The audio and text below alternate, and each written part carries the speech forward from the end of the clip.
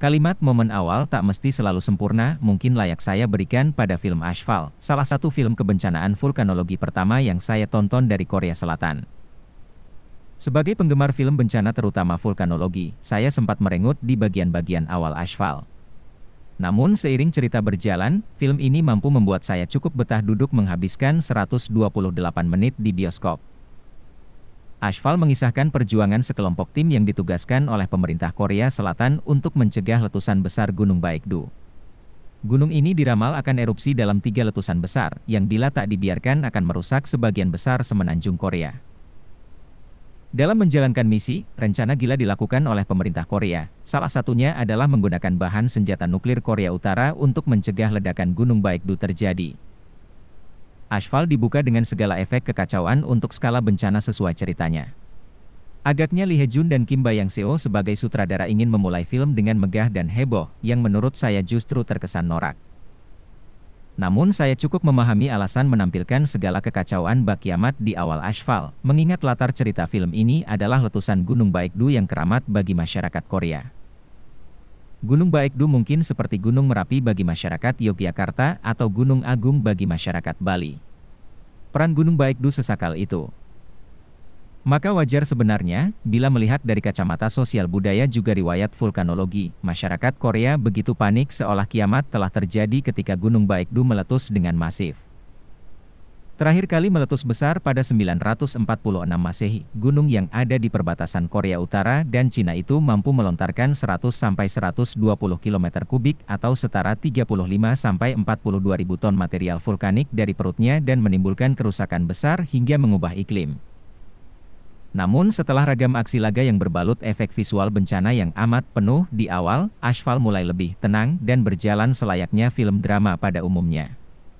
Dari titik ini, saya mulai terkoneksi dengan film yang dibintangi banyak aktor besar Korea Selatan tersebut.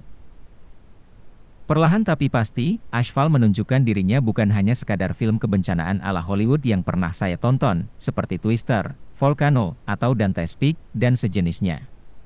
Hal ini terlihat dari narasi, konflik, hingga aksi laga yang muncul. Seperti selayaknya film kebencanaan lain yang menjual sisi humanis, Ashfall juga menampilkan hal serupa. Namun bila biasanya film-film Hollywood fokus pada 1-2 tokoh dengan dilema masing-masing yang berbalut upaya penyelamatan diri, Ashfall mengisahkan kegalauan yang terjadi pada banyak karakter tanpa melupakan kegentingan bertahan hidup. Kompleksitas cerita itu yang membuat Ashfall jadi tidak membosankan, mulai dari masalah personal masing-masing karakter, keruwetan hubungan ayah dengan anak yang bisa menguras air mata, konflik ala gangster, dilema kebijakan politik, hingga masalah diplomatik antar negara yang bisa memicu peperangan. Sajian Ashfall itu belum termasuk efek visual yang terbilang cukup baik untuk ukuran film Asia, karakter-karakter yang terbangun utuh secara perlahan dalam cerita, laga yang variatif, hingga komedi yang pas diselipkan di tengah narasi penuh kegentingan.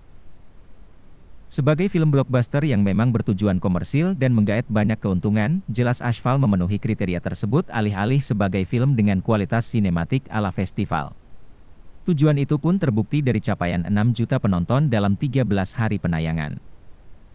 Kemampuan Ashfall lainnya untuk mempertahankan penonton dari awal bukan hanya datang dari segi cerita, penampilan para pemain pun berperan optimal. Acungan jempol saya berikan kepada Lee Byung-hun yang berperan sebagai pengkhianat Korea Utara, kemudian Ma Dong-seok yang cukup meyakinkan sebagai profesor, dan Ha Jung-woo yang mampu bertingkah konyol setelah beberapa film terakhir selalu mendapat karakter serius. Bae Suzy, meski dalam film ini tak memiliki peran signifikan dan nyata terlihat hanya sebagai pemanis, setidaknya sudah menjalankan tugas itu dengan cukup baik.